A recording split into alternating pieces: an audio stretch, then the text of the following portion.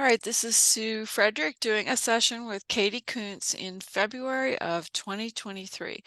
And Katy, the way I work is I start by meditating on your path, which you and I have talked about before, is the Libra 5. However, you gave me this other birth date information that would make you a Libra 6. So I have some interesting things to share about my meditation on that, and I'll get to that in a minute. Ah, And I've downloaded your guidance from your spirit guides, and I'm going to start by sharing that. And then we will look at your soul agreements with Colby, with Sam, with Sam's father. And then if you want, we can reach out and have a conversation with your parents if you would like. I'll guide you through that and we'll do that together. But I start I start the session by sharing my written download, and it's about 4 pages. So I'll just start by reading ooh, that if that's okay with you. yeah, absolutely. So, in the big picture, your beautiful soul chose the Libra 5, which is the brightest light energy. It's just sparkling and charismatic. And as I felt into this idea that you had written about, that perhaps your birth date was on a different day because of time zone stuff, that is a very different energy. It's a Libra 6. So, today, and I calculated how that would have affected all of your relationships and everything. But one of the things I want to talk about today is holding true to the Libra 5 energy, because that is your incredible light. And it's almost what I felt as I felt into it was that your soul, being a perfect Libra, couldn't quite decide if you wanted to be a 5 path or a 6 path, right up until you jumped in and you sort of left it nebulous, like, okay, well, I'll kind of decide when I'm down there. Well, we can't do that. So it's like your spirit guides, when they were talking to me, they were like, this one, her light is so bright, but she does kind of drive us crazy. So, as a Libra 5, let's talk about that. As I connected to your spirit guide, I said, please, divine guides, give me the words to say to help this beautiful soul move forward. And this came through. And this was the guide speaking directly to you at first. Katy, your journey of truth, courage, and beauty is unfolding perfectly. This is a year of healing and focusing on your health, home, and heart.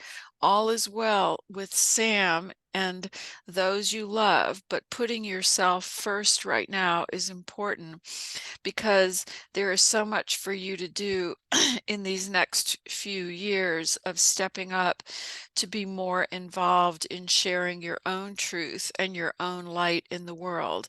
Many close to you will be pulling on you for attention, but this is a year when you allow yourself to breathe and care for you and speak your truth first. Then I turned it over and I said, is there anything else that the primary spirit guide, who's part of the Council of Elders, who's guided your life plans between every life, is anything they want to add to this? And then this came through. Beautiful Katy, we are deeply proud of you. You have risen up to be one of the sharers of the highest truth in the world through your work. However, your own light is also extraordinarily important. Never allow anyone to dim your light or make you doubt yourself.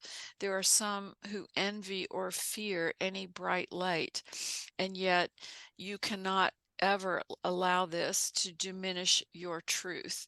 You are here to share your truth fearlessly, boldly. That is your agreement to us before you dropped into that life. This was a plan that said every time you feel something and know something, you will share it without consideration for how it may affect others, because you are the catalyst for growth for everyone around you. This is the role you agreed to, and it holds true to the greater world as well.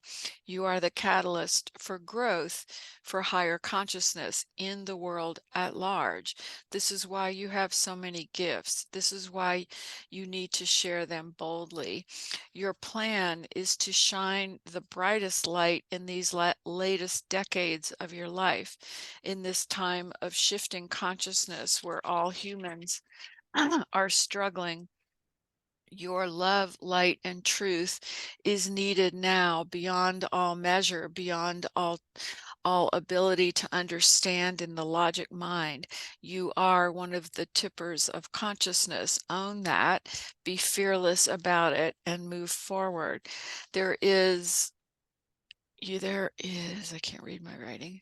There is power. There is power in your ability to transform complicated ideas into simple, easy to understand concepts. This is what the world needs. There are many great thinkers out there, but bringing that information to the everyday person is what's called upon now. This is one of your gifts, and you know what that means. You have to share this, you have to write it to get to more and more people.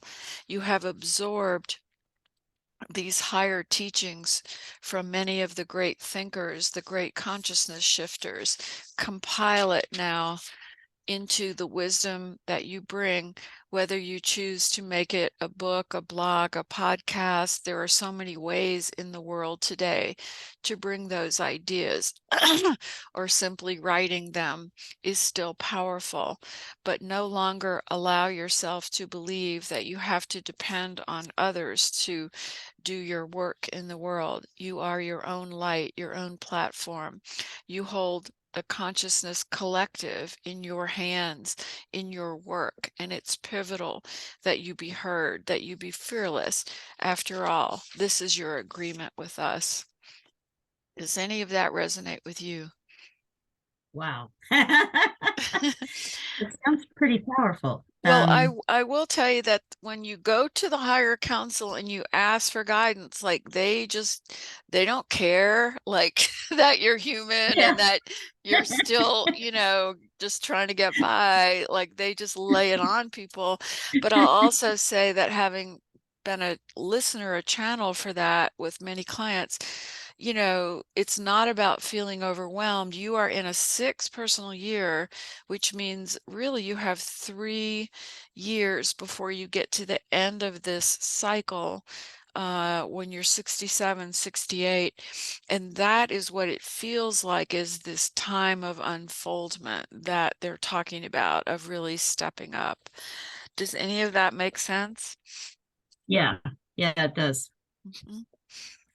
It I, does. And al- I've often said, and I'm not quite sure how I figured it was through the magazine, although it's not my Mhm. own writing. Right. I just feel like I'm a better midwife. Like I don't feel like I have any original thoughts, you know what I mean?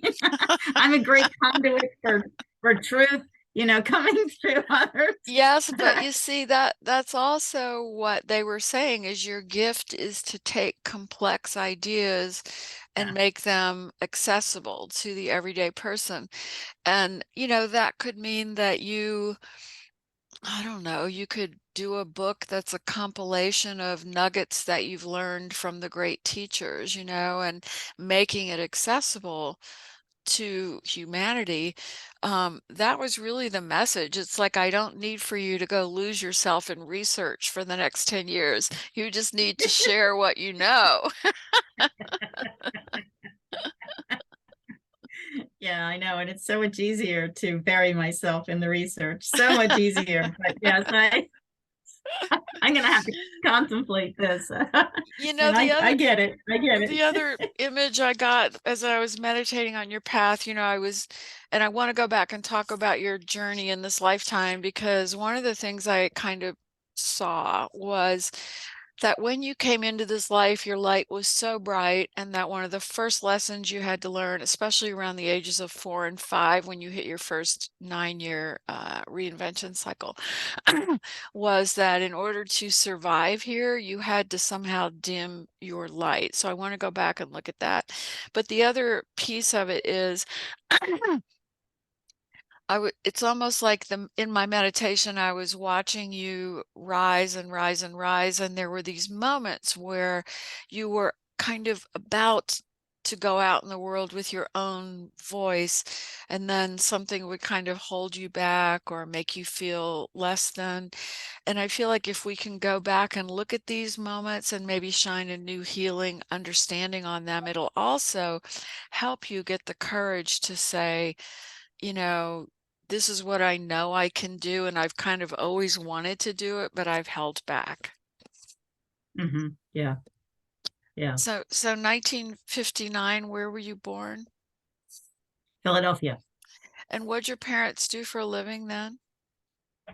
My mother was a medical technician and medical secretary for a doctor in private practice. Mm-hmm. And my father was the recreation director of White Marsh Township, which is a suburb of Philadelphia. Mm-hmm. That's where we lived.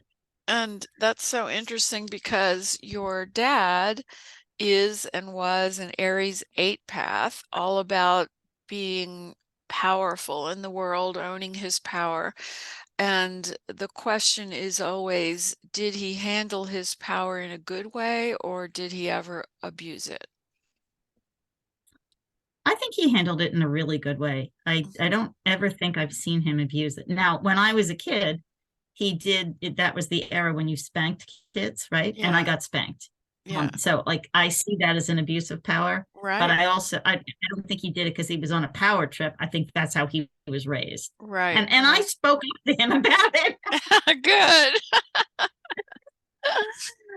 And here's what's interesting too is your mom is and was an Aries 22 master soul.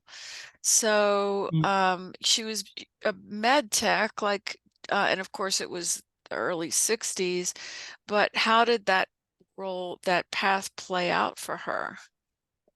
Well, that's not what she wanted to do. She wanted to be a librarian, and Mm. she actually went to college, which was unusual for women, and Yeah, not unheard of, but unusual. yeah. Her mom died right after she was born, like 2 weeks after she was born. So she was Mm, raised by her grandmother, and her mhm, grandmother agreed, wanted to send her to college, but then her grandmother got sick, like right after my mother got there, freshman year. mhm. So, and the college, being the time it was, they said, well, she's not your mother, so you can't go home. So my mother left school and came home. Oh my And her goodness. grandmother died, and then Mhm, the eldest brother in the family, her eldest uncle, decided they weren't sending her to college, they weren't spending that kind of money, and instead it would make sense for her to have this career as a medical technician because she could support herself, and so they had her do that.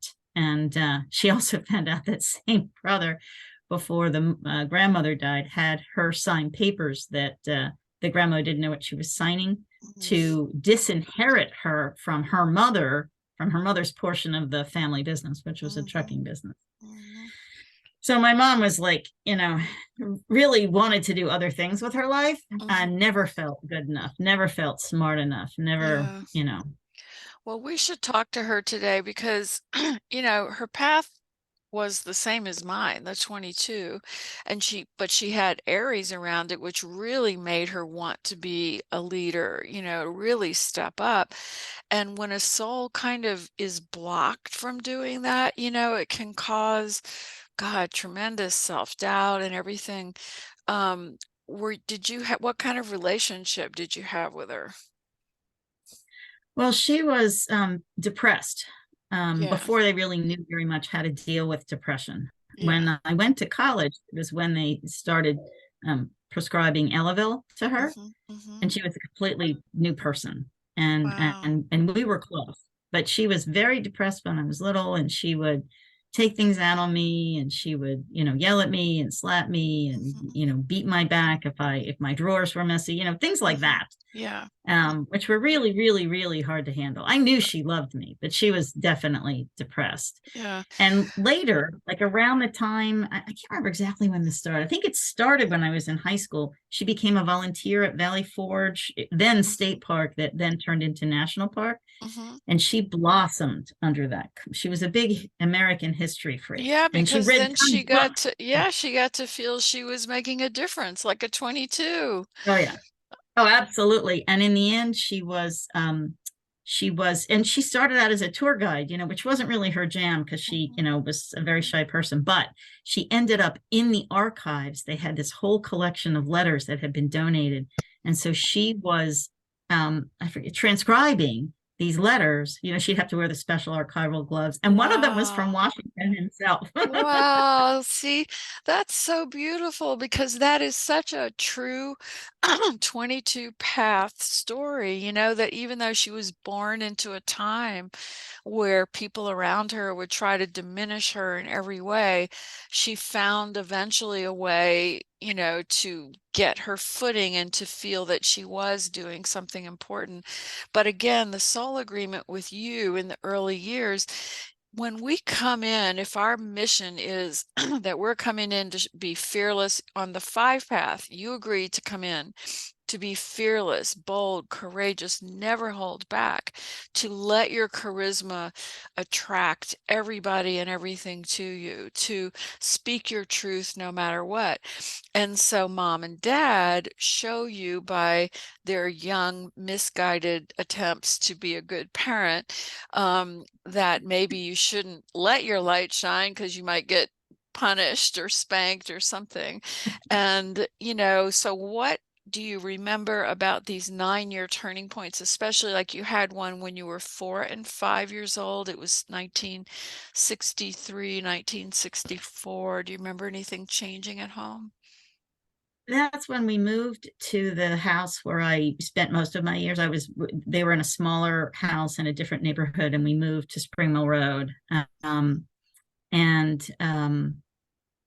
I remember loving that house, and it had a big yard, and loving that yard. Hmm. And there was a lot of, the house was not historic at all, but there was a lot of history with the land. The land Hmm. had initially belonged to a house that was that backed up to our property, that was part of the Underground Railroad, which was very extensive in this part of Wow. Philadelphia, very Quaker controlled, Hmm. back in that day. Hmm. So I just loved being there. And I just, I guess I started at 4. I started nursery school, Hmm. and then, kindergarten and school, and I loved school, and I loved reading, and I Hmm. loved, I had a great imagination. Hmm. But I was the only child, so I was kind of I mean, I had friends, but I was sort of a loner, and I had buck teeth, so I was horribly picked on in school. Oh, So poor. I So was is that, like, being bullied, is that kind of when you remember thinking, well, maybe I'll just shut up, be quiet, and sit down? I yes. mean, yeah, of course. So you hit another 9-year turning point when you were 13 and 14. Was that different for you? Were you finally able to Yeah. feel that people were attracted to you and kind of own your charisma? Well, I really remember that time. I felt that was like the end of ninth grade. I felt like I Hmm. completely came into a new Wow. way of being. Hmm. Like, as an example, that this one kid used to call me Bunny, because Hmm. of my teeth, and he was in my Sunday school class, and he Hmm. went to school with me, and he asked me to sign his yearbook in ninth grade. And I thought, oh, I'm not going to do that because then he's going to pull it away like Lucy in the Right. football, right? Like, Right. all he does is make fun of me. Why would he want me to sign his yearbook? Right. So no way, I'm not falling for that. And I said no. And he looked at me oddly, like, why would you say no? And Right. then I got it later. I really thought these people picked on, hated me. Hmm. He didn't hate me. He was just picking Right. on me. He didn't hate Right. me. So Right. I took my power back. And the next day I said to him, just, very friendly, like, hey, Robert, want to sign my yearbook? And he's Oh. not, he didn't, he said, sure. And so I signed his yearbook, and I signed it Bunny. Oh, that is so great. So you were finding your confidence in the social Yeah. world. Yes. Beautiful. Yeah. And I was Um, in the Girl Scouts. I became a first class scout then. That's also when we had mhm, confirmation. And I told you my confirmation story because I didn't want to be confirmed and right. I had to go along with it. But that's when I did that thing where when we said the Apostles' Creed, I just didn't speak the parts I didn't believe. Hmm. God, that's so wise, right? I mean, who would have the courage? I mean, I was confirmed and I wasn't about to break any rules while I was going through that. That's courage. Well, yeah, except that I didn't even want to go to the class, and my parents kind of, Yeah, strong armed me into that. But yeah. I was figuring, yeah, if I was gonna do that, and I think I totally understood that this was a serious ceremony, and I Mhm. didn't want to do something that was wrong, That's so good. meaning wrong to my soul, wrong to my Right. spirit. God, that's so important for your path, for you, for who you came to be. So, what was your spiritual belief? If you were not in alignment with these Catholic confirmation beliefs, what was your belief then? Well, it was Lutheran, it wasn't Catholic. Oh, okay. Um, I but didn't know I Lutherans were confirmed. Oh yeah, all the Presbyterians, the Lutherans, they all have. It's a different thing than it is in Catholicism, Got it. and it happens later, instead of Hmm. earlier. I didn't really know, but I remember I used to go into these meditations. I was very excited. One day I had this little altar that I set up on a Oh. stool, and I still have a little stool, this little step stool. I really wanted to, like be hit by oh, what is it when the Holy Spirit comes into you, that holiday? What's that called?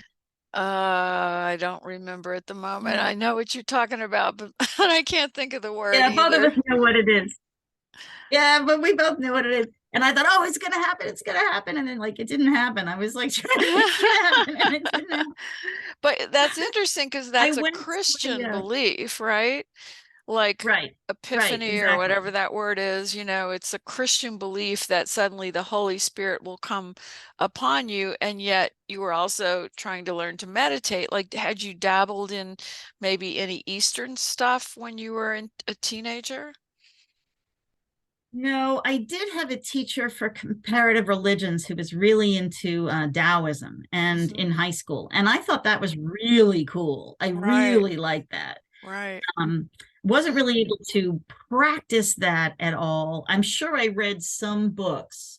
Hmm. And I was also having these, ever since I was a little girl, having these experiences of altered states of consciousness without realizing that that's what it was. Oh, And they beautiful. frightened me. And Yes. I would call my mother and she would, come back and, And and I this would was at and night when you were asleep yeah. or trying to go to sleep? Do you Well, I was going to sleep. I called it the big and little feeling because it was weird. And I used to Tell be able me. to bring it on. Oh my God, I I will think tell I you, I know. used I to be think I able know to bring it exactly on. what you're talking about. Explain it to me. Oh my Yeah, God, I have chills. I cannot bring it on now. But what happened would be, I would it was a different feeling, right? And I would feel simultaneously bigger than the biggest thing possible in the universe, like larger than you could possibly even imagine, and infinitesimally smaller than the tiniest microbe. And I would sort of bounce back and forth between feeling one and feeling the other, but I was both simultaneously. Oh my God, I have never talked to anyone who had this. This is what I had almost every night of my childhood trying to go to sleep, Ah, where my hands felt enormous, large, too clunky for yeah. the world. And it was this altered state of consciousness which terrified me. And as I look back on it, and that for me went all the way into my 20s, that I was still having it. And what I have since decided that it was is kind of your soul leaving your body, but maybe getting stuck in some of these lower astral realms where it is kind of distorted. Things are a little bit distorted as we move up to the higher realms. And I've talked to only one other person who's ever had that experience. And it is a sense of being stuck somewhere. Do you have a memory of it making you feel that you were maybe trapped somewhere, stuck somewhere? I don't know that I felt stuck. I think the whole thing just scared me. Like I didn't see it as a vehicle, or as a, it was so out of the realm of what I Of understood, that I normal. don't think Yeah. yeah, I think it just scared me. I don't think I tried to analyze it too much. Well, The you're other thing I'll mention that I figured when I was a little girl, which I hmm think now is very funny, hmm I thought I was a Martian. I love that. And I know. And the funny thing is, I never doubted that my mother gave birth to me. Mhm. And yet I also fully believed that I, came from Mars. And I think, I was so small that I didn't understand that that didn't make sense. Like, how could one be true? How could they both be true? Like, pick one. And I think that was my little girl way of understanding that, I'm not from this physical planet. We are from elsewhere. We are, and it didn't really mean Mars. It was just that Martians were a big deal back then. I don't Yeah. think there's anything special about Mars. I think it just meant not on Earth. But here's what I think it is. There are interplanetary souls who don't just incarnate on Earth. They spend a lot of time evolving in other galaxies that are more awakened, more evolved, and then they sort of get called to come to Earth because Earth is such a baby um, galaxy, so to speak. And so they get called in from other galaxies to come and be a light worker here, so to speak. And they always have a sense that they're from beyond, from the sky, from the stars or the planets.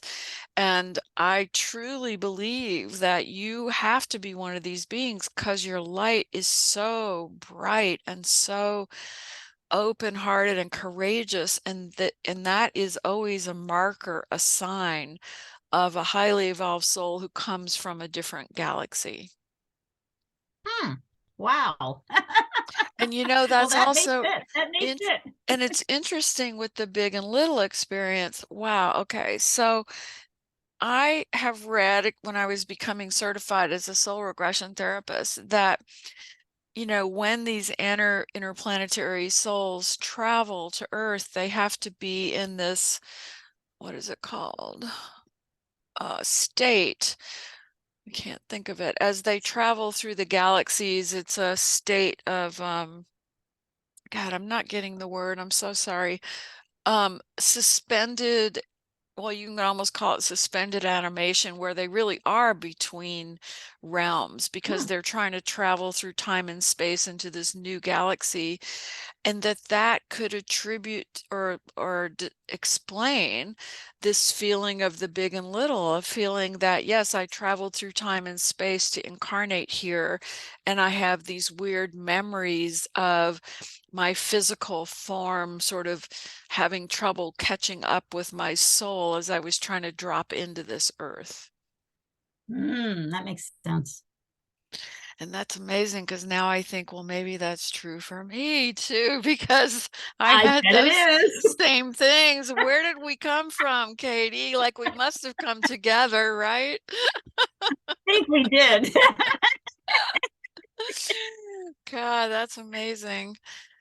Well, I have these bizarre Very memories. comforting too. Thank you It, for coming with me. I know, and I have these bizarre memories of being at the end of, I thought it was like the end of a civilization's lifetime. It might have been an end of a planet's lifetime, where we all knew that things were being destroyed and ending, and we were chanting and singing as we moved down kind of to our death on these clay stairs that were underground because there was something going on above ground, and we were all chanting and singing and so connected and so evolved, fearless, as we moved down these stairs. And then, of course, it was the end of those lives and also the end of that place, which at the time I used to think was maybe in South America or Peru or Atlantis, who knows? But now I'm thinking it could have been another galaxy, another planet, Yeah, yeah. Oh, that's yeah. It could have been. which would explain why we feel, you and I together as part of our friendship, is seeing the world differently than many other people, and kind of needing to get together and go, can you believe this? Can you believe that?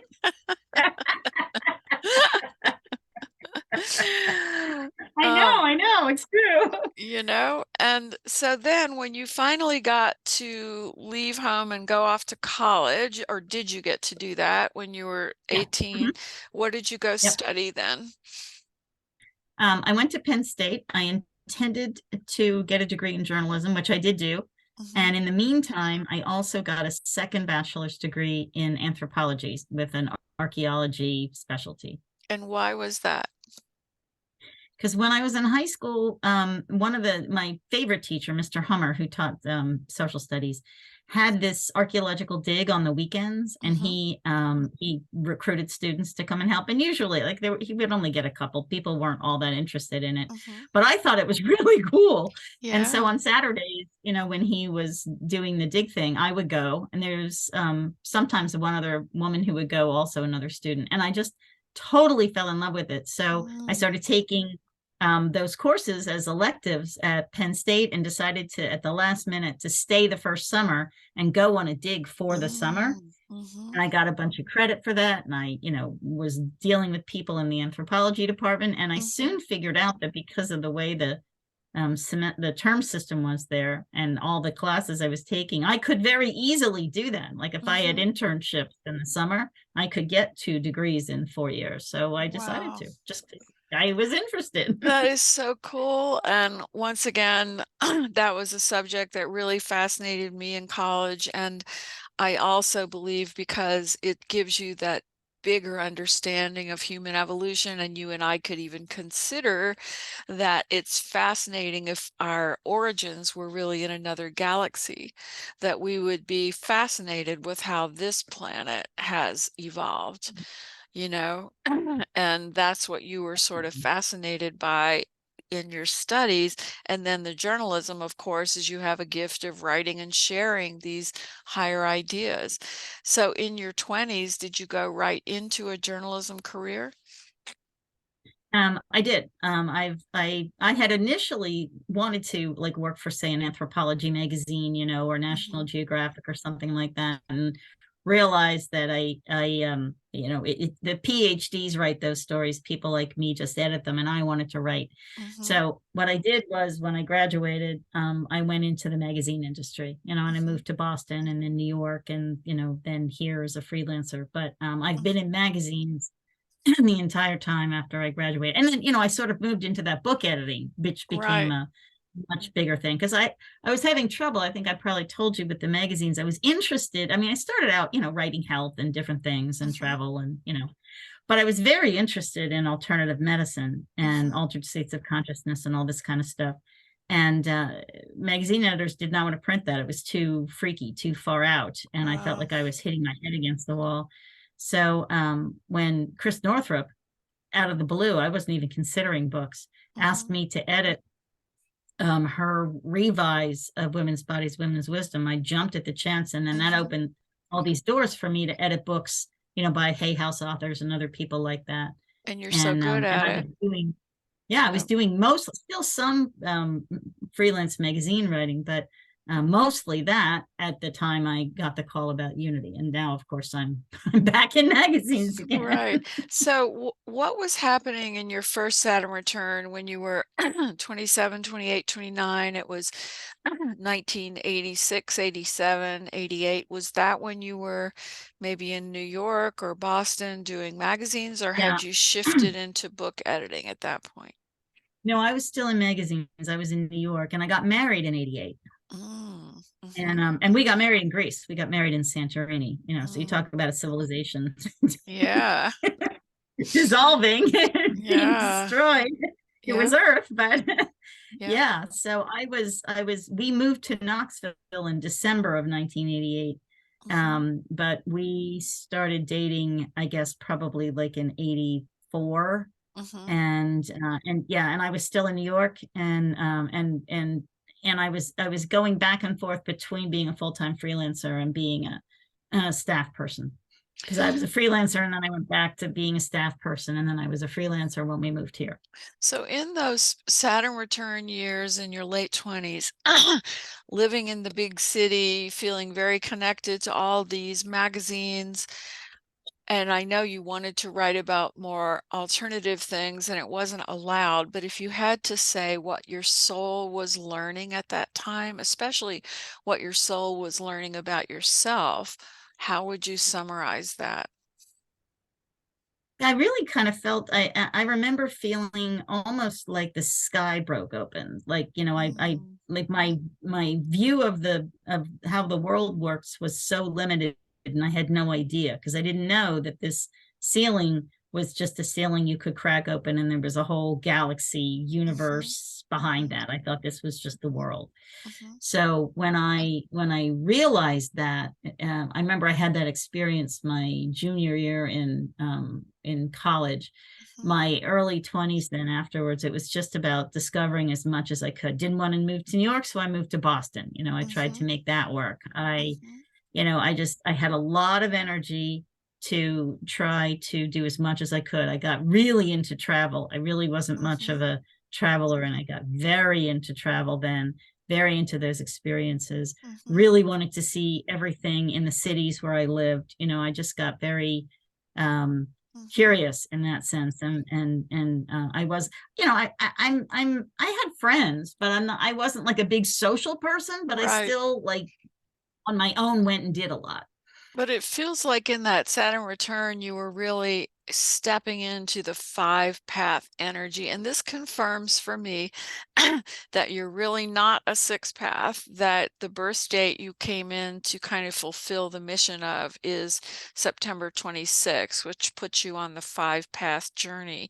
Because hitting Mhm. that Saturn return is when we first really kind of resonate with our path and what we're here to do. And for you in that time, it was like, I'm going to explore this world. I am going to be adventurous and look, for deeper, more amazing ways to view this world, alternative ways, perhaps. All of that is so five path. Or as a six path soul, you may have been drawn to go get married, have babies right away, and develop the nurturing family part of your journey. But as you describe your Saturn return, it was about expansion, about stepping out Yeah. in this world and realizing you could do it and you were able to make a living at it, correct? Yes, absolutely. That is so beautiful for the five path journey. So hold on to that awareness because later Okay. on, you had a beautiful child, in your 30s. And often what happens to us is in our first Saturn return, we realize kind of who we are and what our mission is for the life. And then our 30s come along and we get bogged down in family, kids, relationships, all that stuff. And so we're not able to fully step up to it. Then the second Saturn return comes along. And for you, it was you were 57, 58, 59. It was 2016, 2017, 2018. And in that second Saturn return is when we kind of come back to who we remembered that we were in our first Saturn return and really get our work, our voice out in the world in that bigger way. So, what was going on in your life in that second Saturn return? I was already at Unity because I started at Unity in 2013. So I was Hmm. pretty well established with that. Hmm. I was divorced by that point. I got divorced in 2002. Been with Hmm. Colby since 2003, and he's been living here since 2005. So Hmm. now my daughter graduated from high school in 2012. So, but that was earlier. You said like 16, right? Yeah, so 2016. but it's important that she graduated from, you said high school in 2012, I, correct? Yeah, because that's what right. Sarah did too. But you see, that's a moment of you feeling the burden of motherhood shift, which Yeah. allows you then to step up more into your life of the five path expanded journeyer here. So that's significant that, the years for you of Saturn return were when Sam was in college. So she was really off finding her own way, her own voice. That burden of motherhood had shifted. You were at Right. Unity interviewing all these amazing teachers, realizing that you could create this magazine that would be extraordinary, which it is.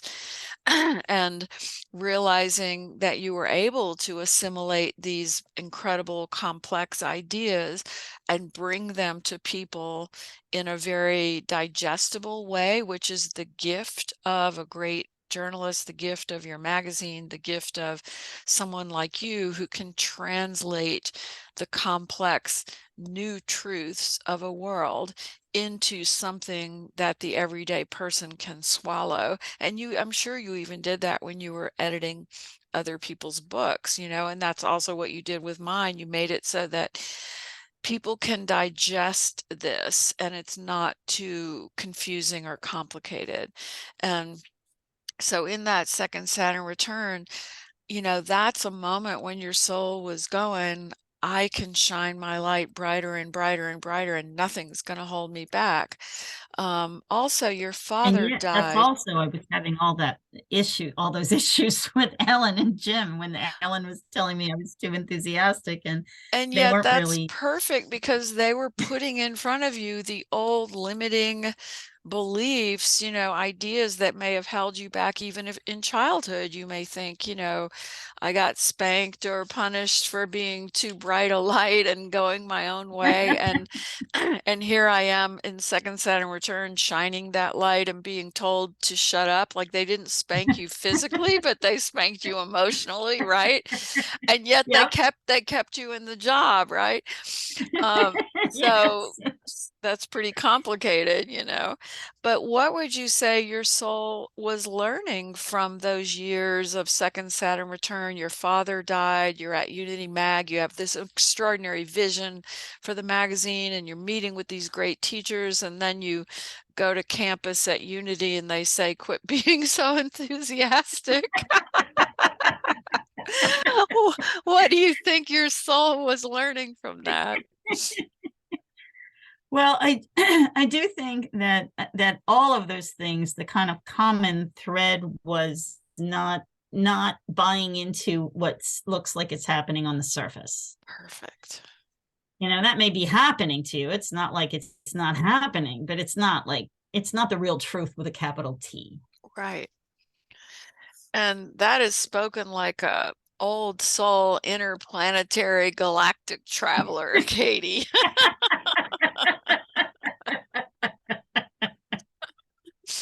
That's what your book should be. Things are not as they appear. Or what is that sign in our mirrors on the car? Things are closer than they appear, or And something they like appear, that. yes. Yeah. I mean, that's kind of to sum up New Age thinking. It is all about things are not as they appear in the physical world. There's always a deeper plan, a deeper meaning unfolding, a play of soul agreements, of soul missions. And you were knowing that and floating above kind of all of the negativity or the fray or the limited thinking that may have been coming your way. And that's a great gift of a Libra 5 path. If you can think of Libra 5 path as the energy of not really wanting to get down in the mucky muck of physical life as much as they want to be the traveler who sees the bigger picture of it, who shares the truth of it, who is fearless and bold and never held down or never allowing herself to be held down or held back. Yeah, that sounds perfect. And I had to earn my place there because of course in the beginning I did feel like I was held down until I Hmm. figured out that no, not really. Right, right. And that's an important truth. And that's what, could really be the core of your message to the world. If we go back and look at the pain story of childhood, such a bright light here, and your mom's depressed, your dad thinks he's being a good dad when he spanks you. All of that's on purpose. It's all soul agreements to help you understand how the earth works, that consciousness has this ceiling of evolution. And as we try to buck up against it, like we get a sore head, we get our heads kind of damaged and bruised, but yet we have to realize that we can move through that membrane, that the membrane of that apparent ceiling is not real. Yes, that's beautifully put. And that's your truth to share, Katy. Okay. I mean, maybe Game on. that's your book finally, but you really, and I love it that, early in your 20s, you were interested in alternative medicine, alternative out-of-body experiences. And here you are now, so established and successful as a writer of higher consciousness, so well known and respected in that world of higher thought. And it's just kind of like so obvious, must be obvious to everybody around you who loves you, that you have your own story to tell in it. You're not just the transcriber of other people's truth.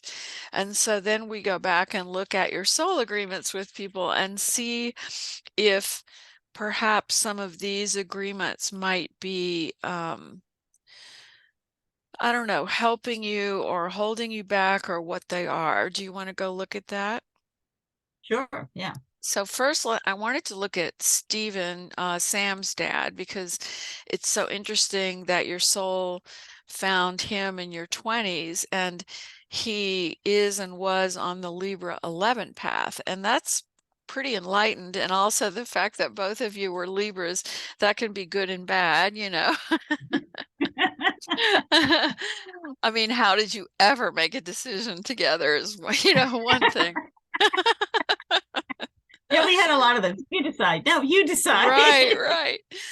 But he is an 11 path master soul, which means if he had really been able to step up to that, he would have been, quite an insightful, intuitive soul in your journey. And you had a 7 soul agreement with him, which is kind of a soul agreement for seeking truth, seeking spiritual wisdom. Was he a partner in any of those expanded ideas, or what was happening in those years? Some things, but fairly limited. He is more intuitive than he gives himself credit for. But I think some of his ideas scared him. And when I started getting involved in the Center for Peace, he was very against that. I go down there for sweat lodges and stuff and, do those dances. And he thought that was silly and ridiculous. And that was, I did it anyway, but that was, it was a bone of contention for him. However, before we got divorced, before I even found the Center for Peace, I got very involved with A Course in Miracles, and that he studied, not with me, in a different group, but he studied that too. And we still talk about the Course in Miracles. We call it the prayer. There are lots of prayers in the Course, but there's a particular prayer about, coming here to be useful. Perfect. And we still talk about that. So he's kind of stuck, I think. You know what I mean? I think he's held himself back from really doing it. But his girlfriend now makes me look like a kindergartner. She does hakas, and she's got those New Zealand tattoo things, and has studied with the Maori, and she's very intuitive and all the things. And but he doesn't. He can't quite go there. But that's so interesting, because he chose 2 partners who were going to push him to grow, even if he couldn't keep up with you, and it's not like once the marriage was over, he locked down and refused to grow. He ended up finding another partner who's probably pushing him even more. Yeah. I think it's true.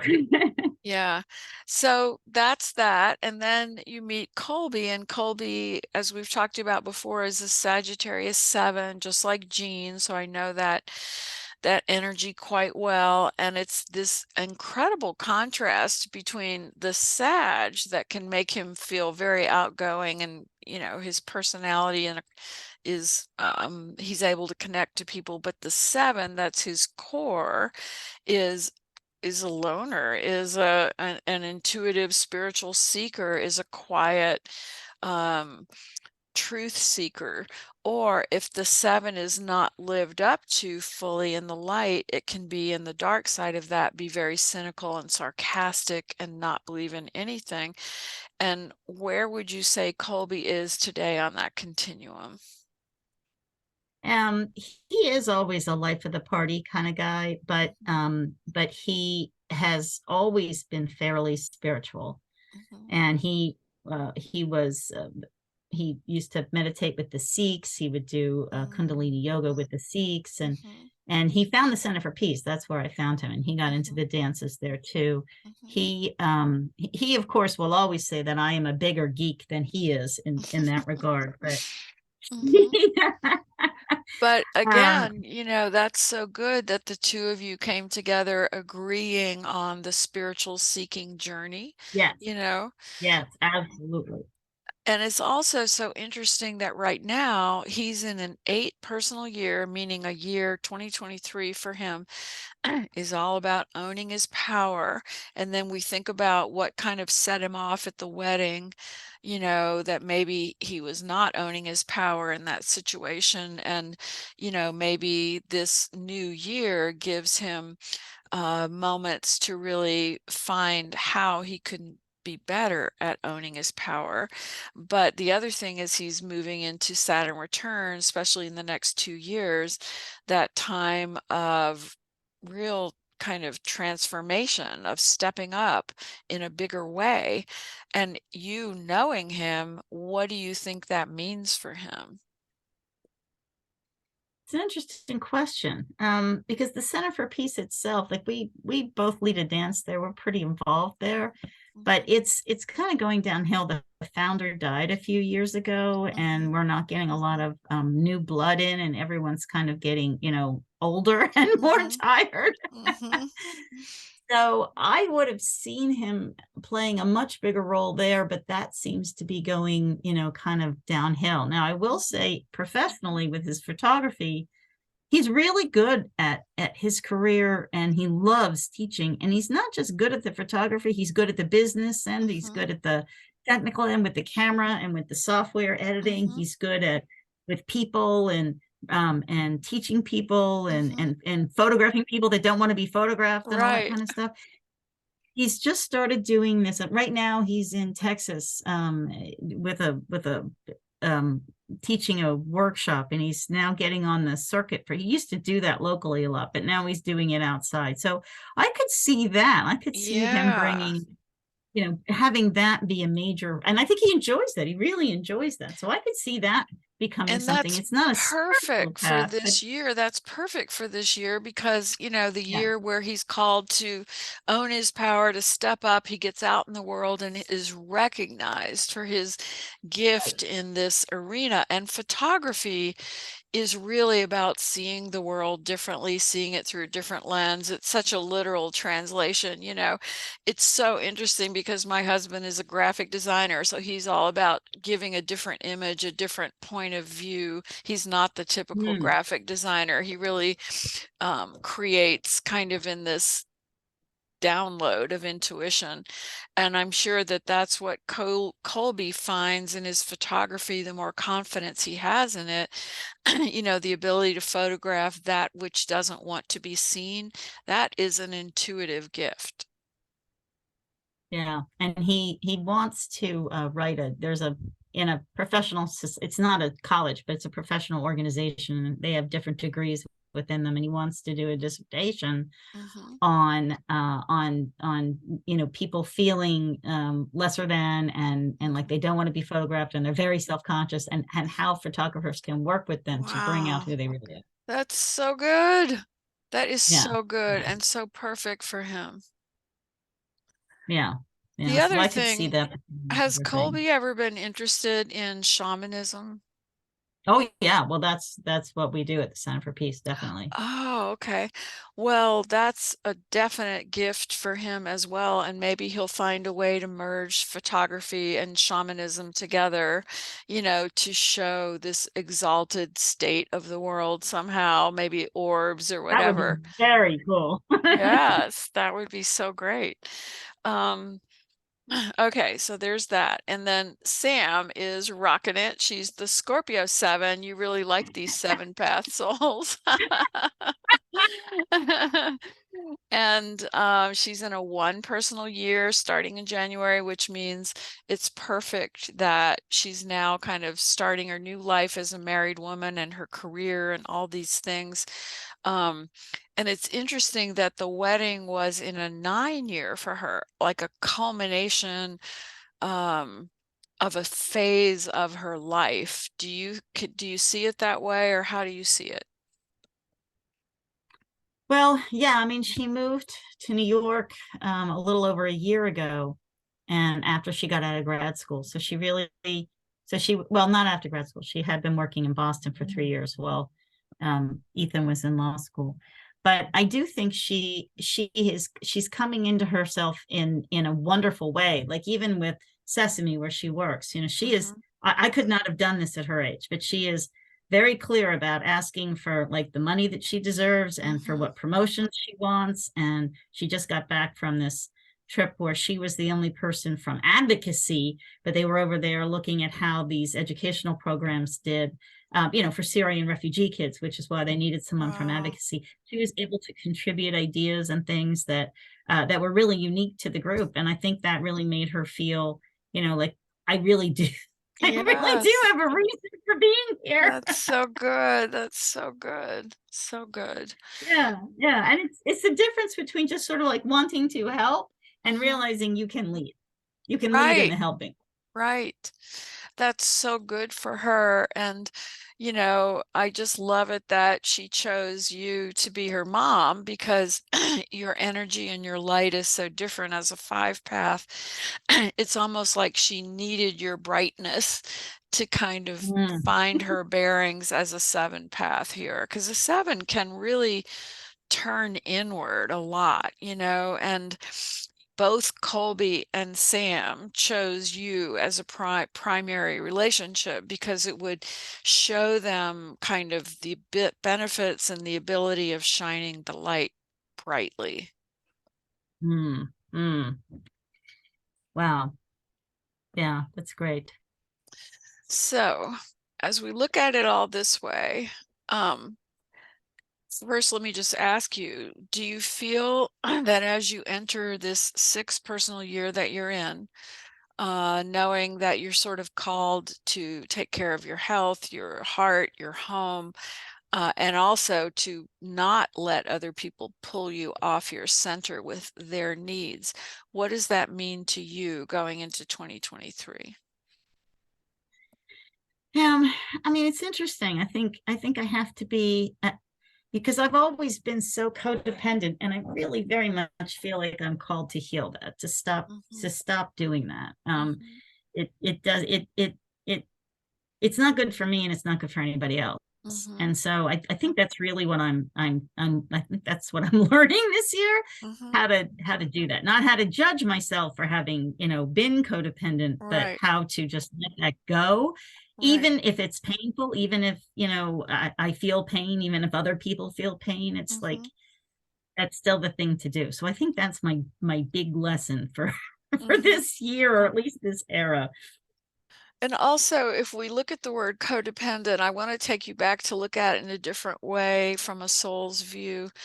Um, let's just imagine, for the sake of this session, that you did come from a very advanced galaxy where people understood and manifested and lived in part of their as oneness, that in that memory that I have of being in that place that was dying, we were all completely connected. We were chanting and singing as we walked down this staircase under the surface. of the planet, and we were completely together, united, heart and soul. And that's the way that some advanced galaxies live. And it's very possible that you came from one where being completely merged with other people was part of how you navigated.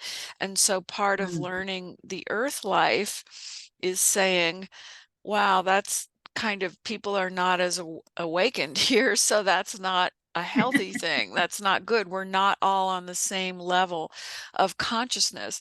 So I have to protect myself. Like the word barriers is such an earthbound word. We have to put barriers around our energy, blah, blah, blah. Well, that's only because there are so many unevolved souls here. But our job, on the other hand, is to shine the light that helps them wake up. So it is complicated about yeah, how much we allow ourselves to merge with other people, and then how we know when to pull back and protect ourselves. That could be yeah. a big part of your lesson with Unity. It could be a big part of it with Colby. You have the ability to open your heart and merge with people, which is a higher evolved consciousness, even though psychology wants to call that bad here on Earth. And so navigating this 6 year, you learn, well, if somebody's going to quote unquote spank me in some way here, then I learned the lesson is protection and stepping back, but still not beating myself up about it and not judging them, and just realizing it's a lower consciousness expression here that I'm not used to. I came from a different world. Yep, yep. Hmm. Like, okay, you be you, but don't Right. involve me.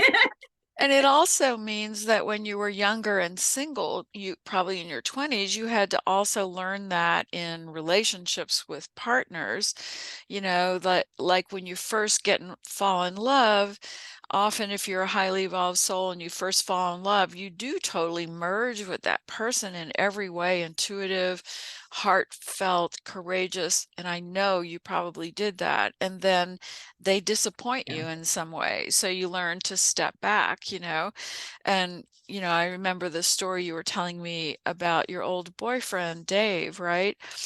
It's a Oh, similar, right, David.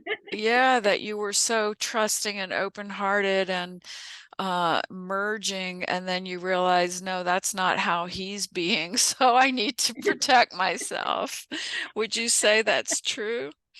Yeah, yeah, absolutely. So I want you to really reframe when you go back and think about past moments of pain or challenge or relationship struggle, that you came from a world of really evolved consciousness. Course in Miracles, that's a very evolved state of mind here on Earth, but we can also imagine that it came from another galaxy as well, a pure download from a higher culture, a Yeah. higher awareness.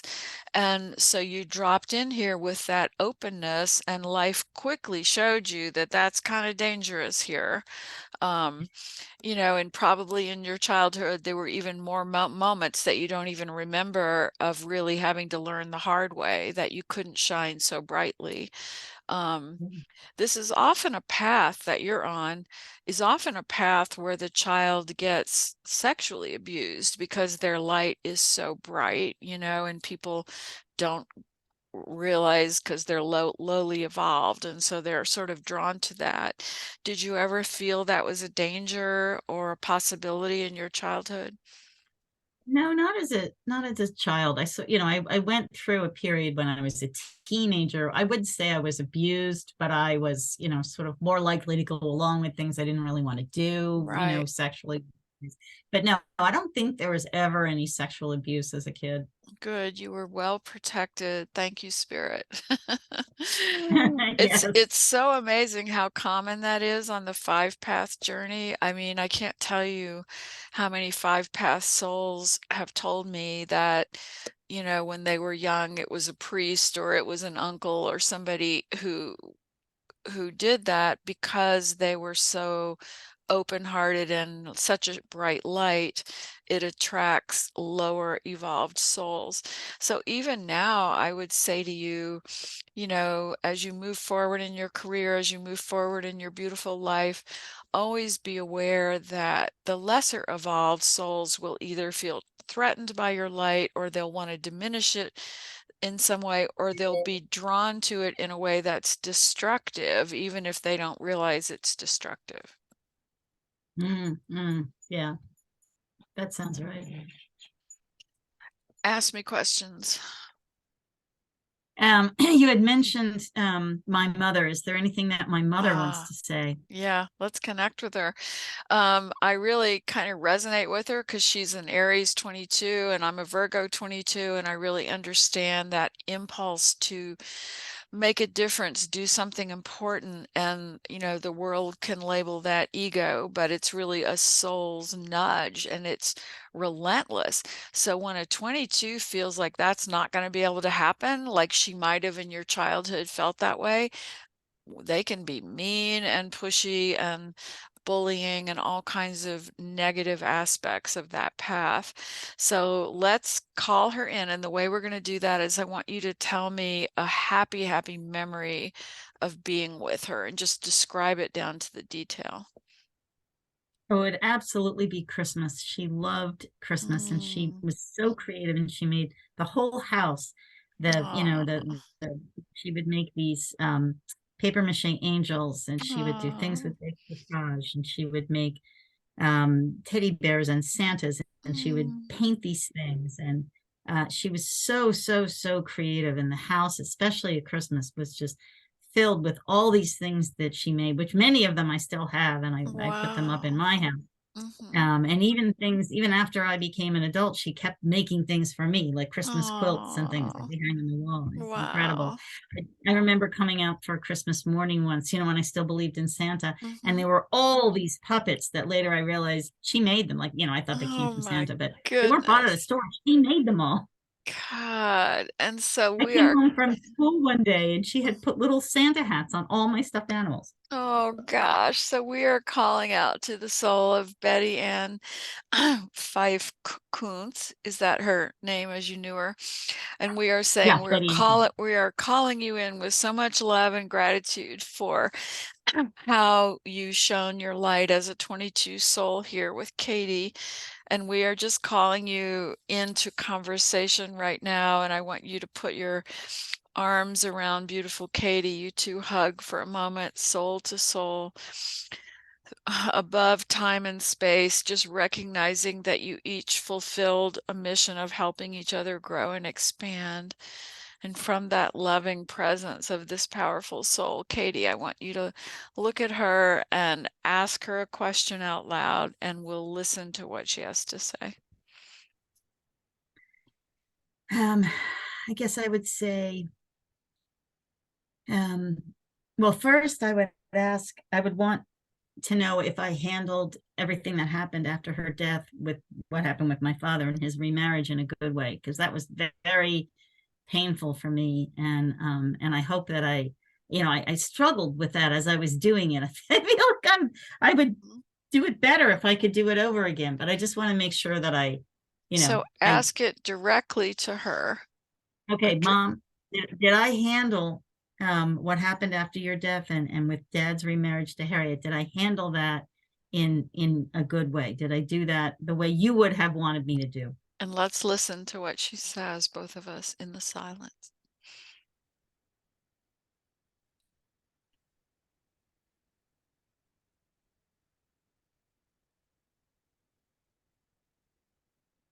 Do you want me to channel in what I hear, or do you want to start with Sure. okay, so what I instantly heard is, oh, Katy, I'm so proud of you. You have no idea. You taught me so much. You were my teacher in that life. And while I was making those decorations that you cherish, I was also just showing you how profound you are and were as a soul. And I do not doubt any decisions made after I left the body, because I'm sorry to be dismissive, but it didn't matter to me at all once I left the body and I could look down at everything. I just want all of you to feel loved. I just want all of you to know that we are all fulfilling our missions and our agreements, especially you, Katy. You are leading the way for all of us, and I have learned so much from this side. Mm. And that makes sense. And I think what I got was a continuation of what you and I had just been talking about. I mean, I think because she sent me some signs I didn't understand until later. And I think it was all about, lightening up and not being so serious and not Mhm. being, because again, this is just an earth thing. It's not like the Yeah, truth with a capital T. right. So I think this was all helping me to see that. And Mhm. so in that Mhm. respect, I mean, I eventually got it. It took me a while, but I eventually got it. Well, I think she is just a powerful, beautiful soul. I feel her energy so much, so many good intentions, and we can just go out to this powerful being who agreed to incarnate when women were totally diminished and snuffed out of power, and she was able to find her way in her journey to do things that made her feel she was making a difference and was important. And we can of course tell her, which she already knows, that any misplaced anger or negative feelings that happen when she didn't feel she could fulfill that 22 vibe have all been forgiven and released because we understand it is her journey to higher consciousness. Yeah, that's beautiful. And do we want to call in Dad? Sure. Yes.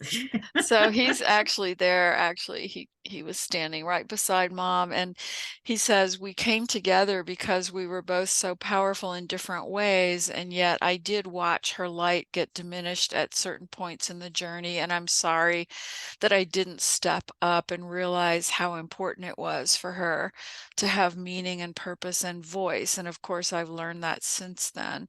But I do feel that in that time together on earth, I failed her in ways that I now see differently.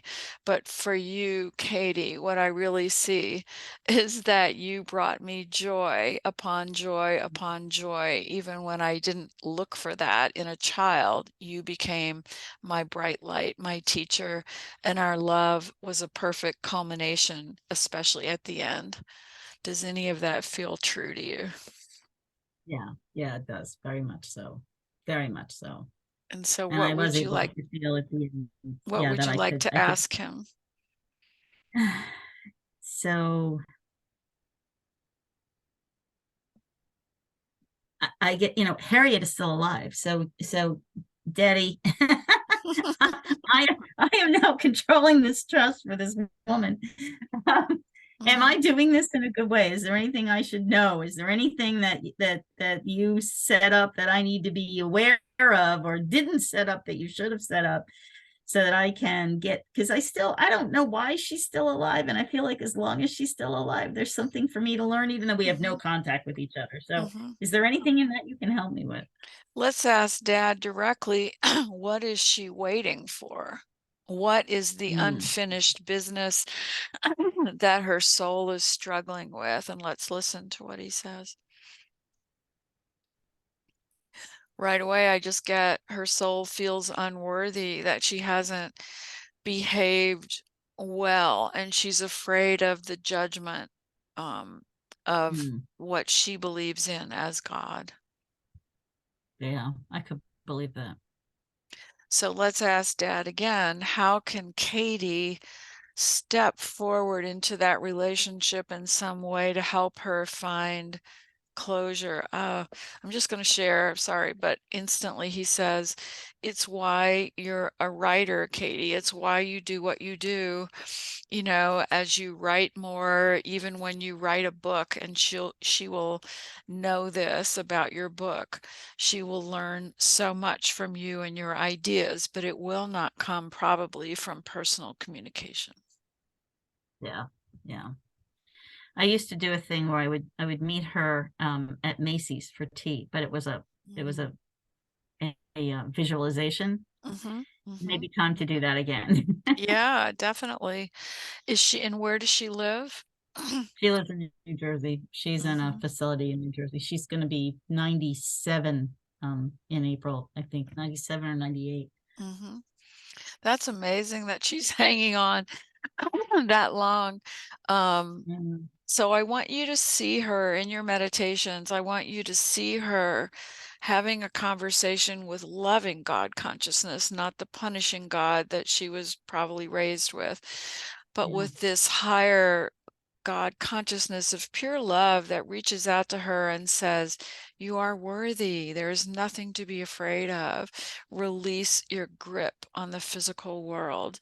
You are worthy and you are loved deeply and fully. Let go." Mm. Yeah. Yeah, that felt good. I can definitely do that.